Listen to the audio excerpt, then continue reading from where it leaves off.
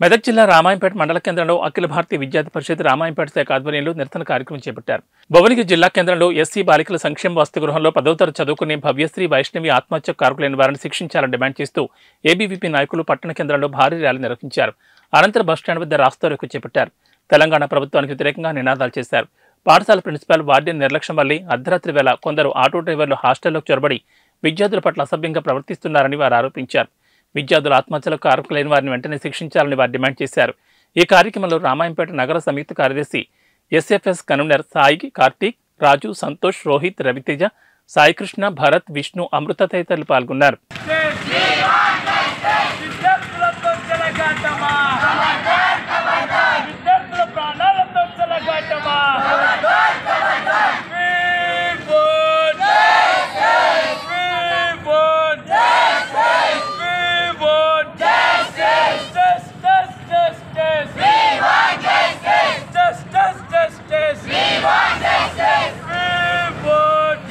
అందరికీ నమస్తే.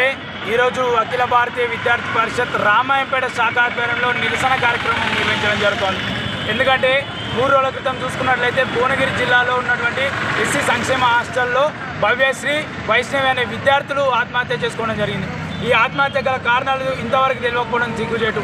ఈ విద్యార్థి కుటుంబాలకు ఈ వెంటనే న్యాయం చేయాలని అఖిల భారతీయ విద్యార్థి పరిషత్ డిమాండ్ చేస్తోంది. ఈ సంక్షేమ హాస్టళ్లలో మౌలిక వసతులు లేక 2 ఆటో డ్రైవర్లు హాస్టల్లో పోయి విద్యార్థుల మీద దాడి చేసి మరీ విద్యార్థులను చంపేయడం జరిగింది.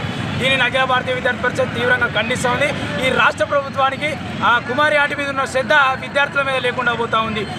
కుమారి ఆంటీ ఒక్కరు షాప్ చేస్తే వాళ్ళకు సపోర్ట్ చేస్తూ మాట్లాడిన ముఖ్యమంత్రి ఈరోజు విద్యార్థుల ప్రాణాలు కోల్పోయినా కానీ 3 ప్రాణాలు కోల్పోయి 4 రోజులు 3 రోజులు గడుస్తున్నా కానీ ఇంతవరకు స్పందించకపోవడం సిగ్గుచేటుగా భావిస్తున్నాం. వెంటనే విద్యార్థి కుటుంబాలను ఆదుకోవాలి, విద్యార్థులకు న్యాయం చేయాలని అఖిల భారతీయ విద్యార్థి పరిషత్ డిమాండ్ చేస్తుంది. లేకపోతే అఖిల భారతీయ విద్యార్థి పరిషత్ రాష్ట్ర వ్యాప్తంగా నిరసన కార్యక్రమాలు నిర్వహిస్తుందని అఖిల భారతీయ విద్యార్థి పరిషత్ తెలియజేస్తూ ఉంది. జై హింద్, జై భారత్.